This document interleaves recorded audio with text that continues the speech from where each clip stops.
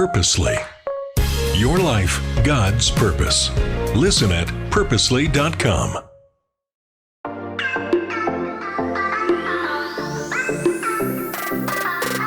Hello, everyone, and welcome to the Gospel Tech Podcast. My name is Nathan Sutherland, and this podcast is dedicated to helping families love God and use tech. This is week 3 of our Lessons from Teaching. I had a chance to teach 6 months, 2/3 of a school year this year. And as we reflect on that, I intended to do one conversation, just get it through. And this is part 3. Wasn't intentional, but you know what? It's been a treat for me. I hope it's been helpful for you. First week, we talked about how kids are more capable than they think, and we can support that and believe into that. Second week, last week, we talked about how kids love. Kids of all ages and generations love fun at the pace of real life. Sometimes they just don't know how to have that fun, and they will often pick that fun over their digital distraction when people are involved and when it is high quality, engaging hangouts. They want to be known. They want to know others. They will even set down their tech to be a part of that, but they need some practice. Third and finally, this week is going to be my third takeaway is that our kids need healthy boundaries. The idea here is to encourage you, not to shame you. So you might hear yourself crushing this. Good on you. That's great.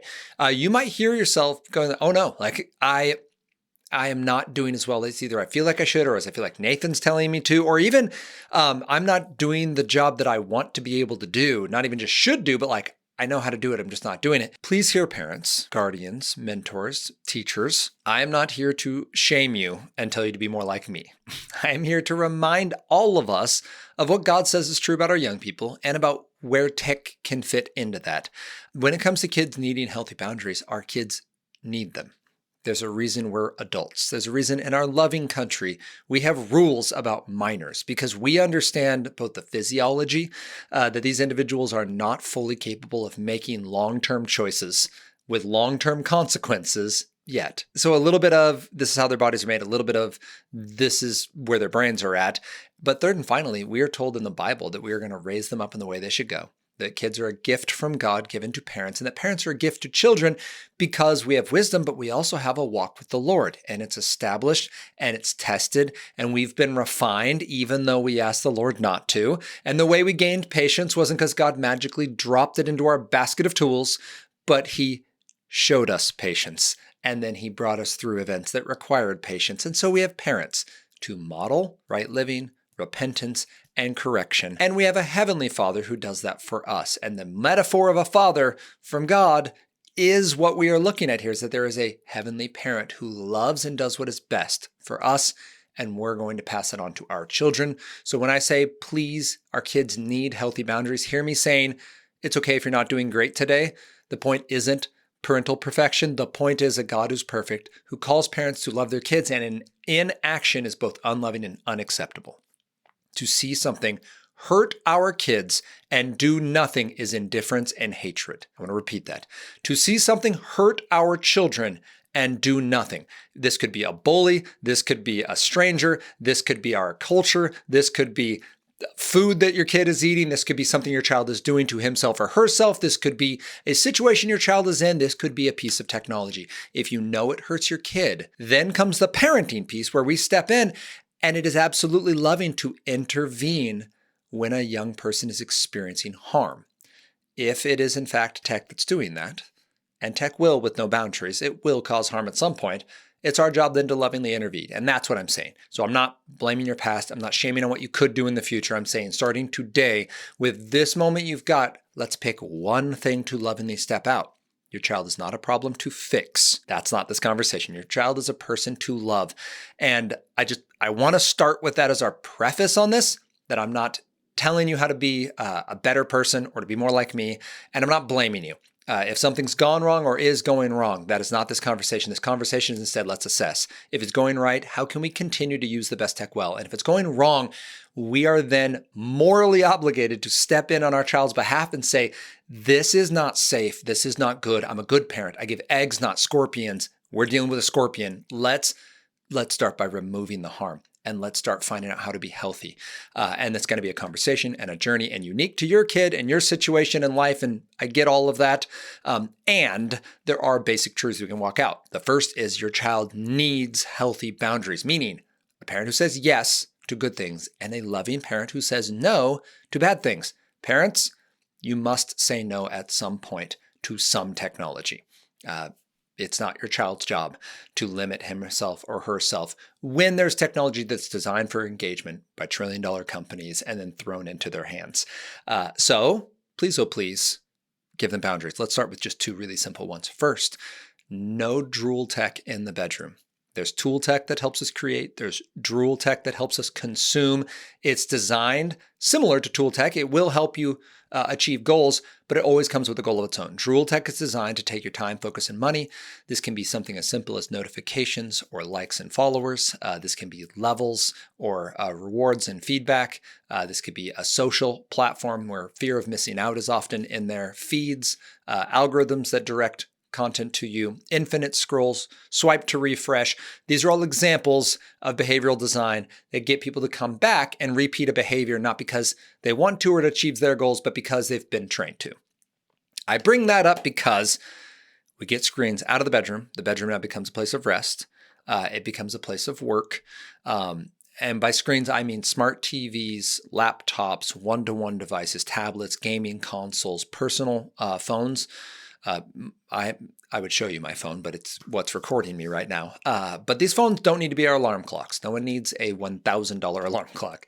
We can buy them for $50. But whatever you choose to land on, we need an alarm clock to wake up, not all of the internet at our beck and call. The phone and the internet and social media and video games should not be the last thing we look at before bed and the first thing we look at when we wake up. We as humans need the ability to lower our cortisol levels before bed. And it's very easy to get overstimulated, even doing something as simple as you check the news. I know it's not interactive stimulating, but that is going to get you fired up. It should not be the last thing you look at. And it's great that you use it to read your Bible right before bed, but just buy a Bible. Support the industry. Go ahead. Go drop a few dollars on a Bible. I think I saw them on like Thrift Books or something for like $12 for a hardback. Like, you don't have to break the bank to get just a regular old-fashioned Bible. And it's analog and no ads and high resolution. And it'll work. It'll be a good gift for you. So no tech in the bedroom. Buy one for your kid too. Start there. And then we can start something like a meal that we all eat together. So maybe we have to put that into our calendar. It can be breakfast, it can be lunch, it can be dinner, but a meal we're going to eat together and we're going to be tech-free during meal times. So when I'm eating with my family, my phone goes away, the screens go off. And again, okay, World Cup is happening right now. So if the World Cup game that your family wants to watch, you're going to eat in front of the World Cup game, and this is going to be like one of those movie night things, like, okay, it's once every 4 years, and the US actually isn't terrible this year. I don't know what country you're listening in, but here in America, it's pretty cool to see that we can actually play a little football. But that's a unique situation. Again, Super Bowl, Olympics. I'm saying on the nightly, we're going to turn off our devices, spend time together. The reason this is important is, yes, the rest is the accountability that then happens. Most our digital mistakes are made when we're alone, when we're tired, when we're feeling anxious, when we're hungry. So we want to make sure that we are having high success locations to use our tech, and most of the unsafe strangers and the pornography your child bumps into is going to come through social media. So the more access they have to that technology into those platforms, especially late at night when you're not awake, the more odds are that it's going to either go undetected or it's going to be an unhelpful interaction. And that was a weird way to say that. Strangers in pornography, unsafe strangers in pornography are always unhelpful. The quick catch is a mercy from the Lord. And when we're awake and when it's the middle of the day and when it's in a public space, the odds of us finding that unsafe and turn it into a helpful conversation is higher. And so I'm not wanting that on any of our kids, but I was having this conversation with one of my children and talking about Adam and Eve in the garden and how they sinned against God. The first thing they did was hide because they knew God would come look for them. He was walking in the garden in the cool of the evening and they hid. And he goes, "Why are you hiding?" Like, "Because we're naked." And he's like, "Who told you were naked?" And this conversation is them getting caught very quickly. And then God says, we should kick them out of the garden because if they go and eat from the tree of life in this condition, they'll live forever apart from us, right? That the idea of God completely separated from humanity forever is hell. And the most loving thing God could do in that moment was remove humanity who is now choosing right and wrong for himself and herself, saying, God, we want you, but like we want some say in what we think you're doing. So God goes, all right, we must kick them out of the Garden of Eden. And in doing this, humanity is removed, but God lovingly clothes them. God lovingly, so physically covers them, promises redemption. Genesis 3:15, there will eventually be a day where Satan's defeated, sin is conquered, and death is no more. So like, I promise this will be accomplished, and you can't be here because this will only hurt you more. That is a mercy that they got quick. They got caught quickly. And that's what we're talking about with the location and the type of technology our children use. We are praying for, certainly, and acting on the idea that we want the mercy of catching them quickly. Not so we can yell at them, not so that we can teach them a lesson in terms of punishment and then like, you'll think before you do that again. But instead saying, no, I love you. And I want your mistakes to be fast.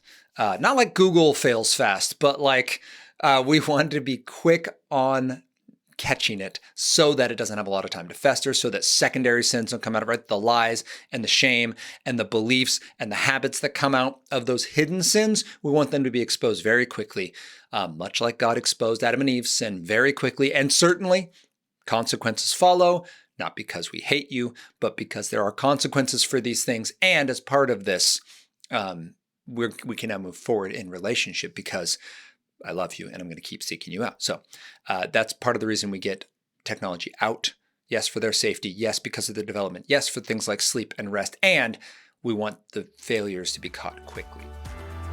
Parents, as we strive to raise kids who love God and use tech, it's intimidating to look at this next stage of life and think about what academics may look like for them.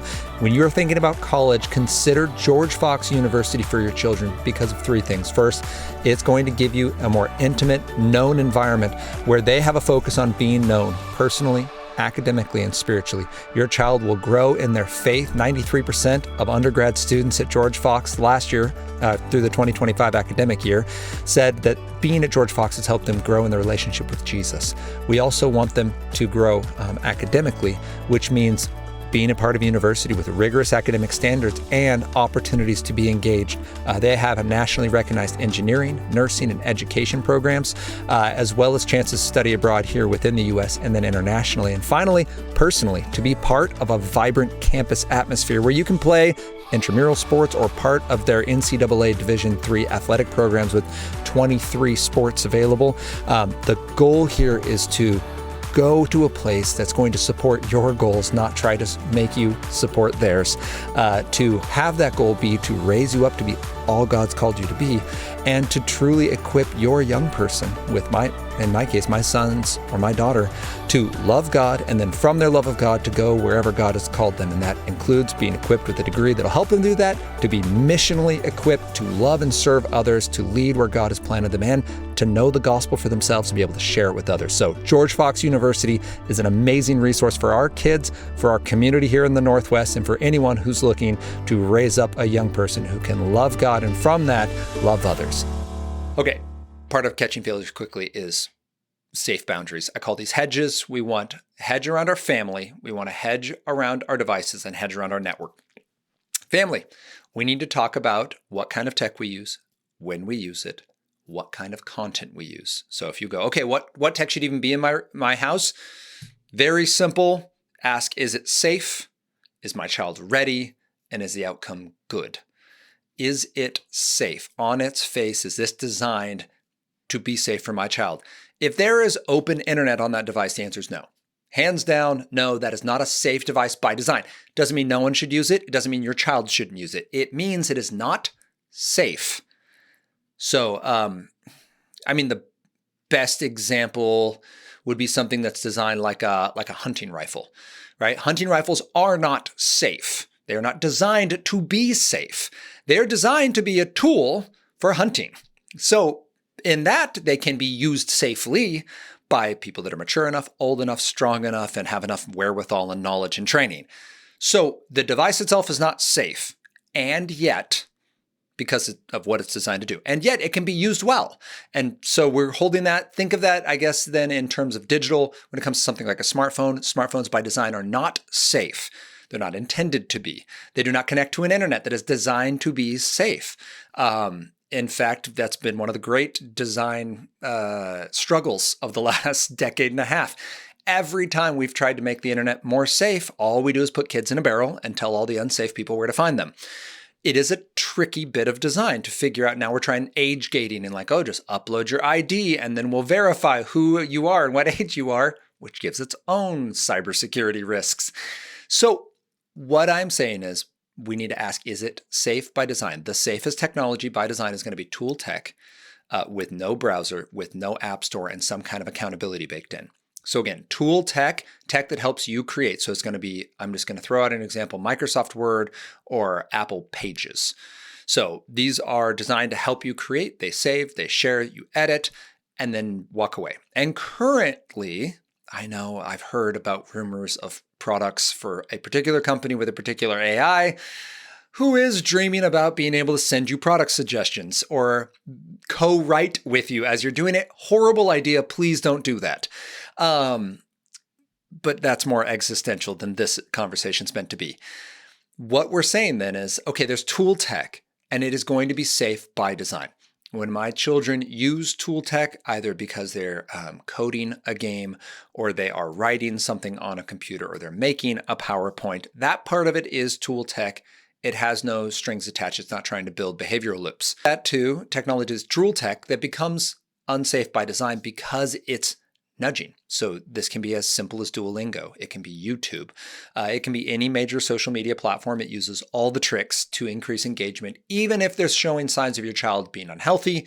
We know this because 2021 and 2024, Meta had leaked documents that shows they both know the harm they're causing, that it then increases the likelihood of those young people running into harmful content.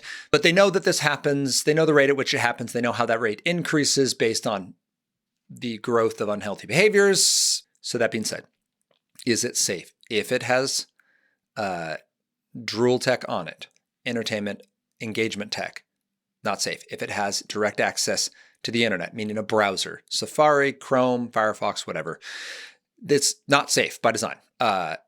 So now if it's not safe, then we go, okay, is my child ready though? If your child is 16 and has shown faithfulness in little things, wonderful. Like your child's reset is what I would point you to. Relationships, emotion, sleep, enjoyment, time. If your child has a healthy reset, is 16 years old and says, Mom or Dad, I want to connect with my friends. I want to be on social media. You can begin that conversation. I would always encourage you to start safe on a device that you control and then release it when, you know what, you're using this great. And this is clearly productive. Yes, you can. We're going to roll out it on your own personal device. You don't need social media before 16. And if you're using it for more than 30 minutes a day, you're using it wrong. You can catch up with all your friends, the modern news, the coolest dance moves, post your own content, and get off in under 30 minutes. If you are literally running an account, you can use the admin side where you don't have to actually be on the platform. But this is what I do. I'm barely ever on actual social media. I use it for a living. I do ministry through social medias, and we can do that with very little actual time on there. So I bring that up because we need hedges around our family. We have to talk about when we use it, where we use it, and the type of content, the type of tech we're actually using. And that type of tech is safe, ready. Good is the last part. Just, is it going well? We just want to make sure that we are having an open conversation with our family all the time about, I love you. I'm going to give you good gifts. I'm going to find ways to say yes. And if I say no, it's because something is wrong. And either I'm not sure what the cause is, or I am sure and I love you too much to give you this thing that will hurt you. So just be very clear. You're welcome to use those words. If you see something wrong in a reset, you can simply say, I love you too much to give you this thing that I know is going to hurt you or others. So instead, we're going to do this other option. We're going to learn from our mistakes, and we're going to say, hey, some of us are the weaker brother, the weaker sister, and we can't be around this thing without our hearts going sideways. So we need to find out, is this something that you just need more practice with? Or is this something you just need to recognize going into adulthood? You are wired different, and it's a bad choice for you. Me and video games, right? Like, some of us, that's just where we are, and our faithfulness is simply trusting the Lord is still good, even though we can't have this tech. So our boundaries around our family, boundaries around our network is going to look like wireless accountability for our network. So I use the Griffin router currently. I'm looking at the product, the Firewalla, and the Bark Home is one that works very well. All three of these have apps you can use to set individual device settings. You can set technology bedtimes, everything from your smart TV to your Roomba, to your Nest, to your front door camera, to your Xbox one-to-one device from school. Like everything can have its wireless internet controlled and monitored. So for the Griffin, for example, I have to go through my entire home and find every device. And I have to go on that device and find its IP address. And so it's 91 dot, and then comes all these letters or all these other numbers. And I have to go find them because they don't always self-populate. Like, oh, that's my Epson printer. Or that's our LG TV, or that's our Peloton. And then I put them in categories. I have a mom and dad category. I have a family, including kids category, and I have a guest category. You can make more if you want. And then the guest stuff, for example, internet shuts off at 8 p.m. Kid stuff, internet shuts off at 8 p.m. Mom and dad stuff, internet stays on. So this is where we'd have any wireless connected, like the Roombas and the Nest thermostat. It stays on there, and they have different safety settings. So I can watch videos on YouTube that my children cannot access because theirs defaults to safe search mode. So there's even like Dude Perfect airsoft videos won't show up under their accounts, but it'll show up under mine. I share that because you need a way to functionally parent the internet you're providing your kids. It's in your house, you pay the bill on that, you're giving them access to it, you are responsible for that internet. If this sounds overwhelming, you either don't provide the internet or you don't provide the device to get on the internet. You have to have network level security, and you need the ability to clear new devices when they join your Wi-Fi. So if someone brings over a device and they say, I want on your Wi-Fi, you have to say yay or nay on that. If they can just join your Wi-Fi, then burner devices will be brought in, old iPhone 11s that some kid's older brother or sister just left laying around because they got a new cool phone and they didn't turn in the old one because a lot of places don't require that anymore.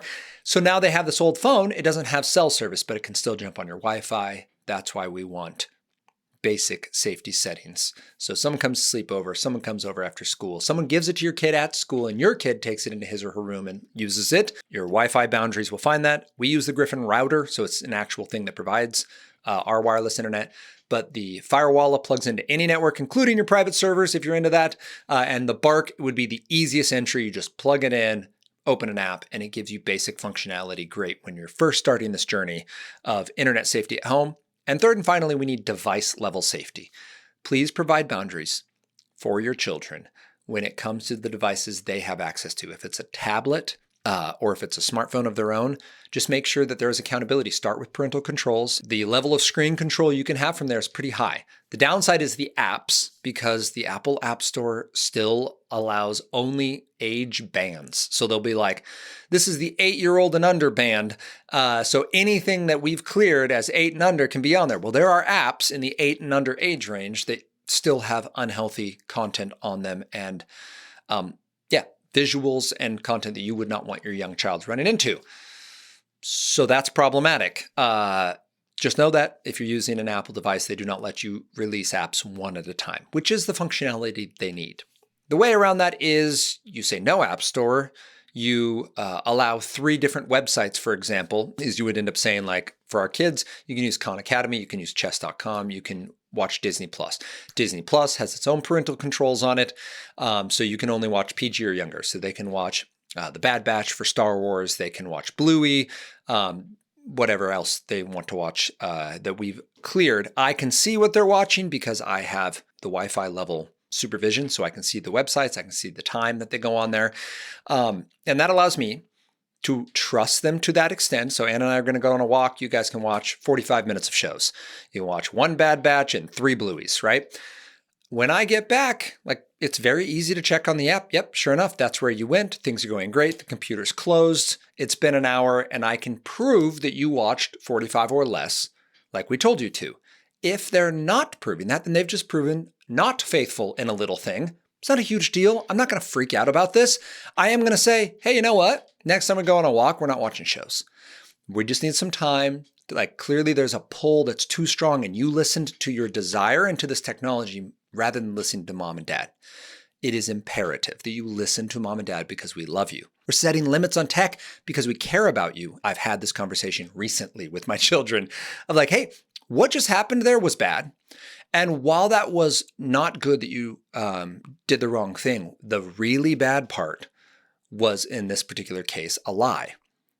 Not only did you not admit it of your own accord, I had to ask you. And when I asked you, you were not honest. Much more concerning than the fact that you broke a boundary we had. And I say that out loud. I say, what I'm actually concerned about here is the lie. You must tell me if I ask you. Like, if I'm going to trust you in anything, this was a dumb thing to lie about. First of all, like just measurably, I don't say that part, but like in my head, I'm like, this was not worth lying about. But what is important, we focus on that, the ethical, the heart piece of you are lying about the mistake that was made. I caught this mistake, but at the end of the day, like the mistakes are going to happen. You are going to make them on your best days and on your worst days. What is concerned is how do we handle that? And if you're not open in relationship and then I can't trust you, then like I'm going to have to take, I guess, a big step back in terms of the boundaries that I can give you. And we have to put more space between you and technology. I'm not mad at you. This isn't punishment. Even if it feels like punishment, it's you saying, I'm not safe, and me saying, I believe you. And I'm going to act accordingly now. And you can earn this back through trust, but not earn it back like through just good behavior and like, well, now I like you. Like, I don't like you any less. I like you as much as ever. And I must act on this because I'm not a bad parent. And I see this hurting you and I'm going to act on that. So we build hedges then around our network, around our devices, and around our families. Those on the device level, parental controls was the first I mentioned. And what is it? Google Family Time, Family Play. But there's also three softwares. Bark is really good on the social media side on any kind of computer or Android device. Covenant Eyes is very good on the image side. And Custodio is for the kid who's made a mistake. And now we're trying to set up like that wider ring of hedges. It just gives you more flexibility, but it's as close to policing rather than parenting as I'm comfortable getting. I don't currently own it or use it. It is literally like, okay, if we have something go off the rails, I will step into the Custodio, and it's QUST. So Custodio. Anyway, family, device, network. We are providing loving boundaries for our kids because we love them and we want them to use all the best tech well. And I hope this is encouraging to you. If you have any questions, you can reach out to me, Nathan@gospeltech.net, or find these resources on Instagram, YouTube, Facebook at Love God Use Tech. And then you can join us next week as we continue this conversation about how we can love God and use tech. I'll talk with you then.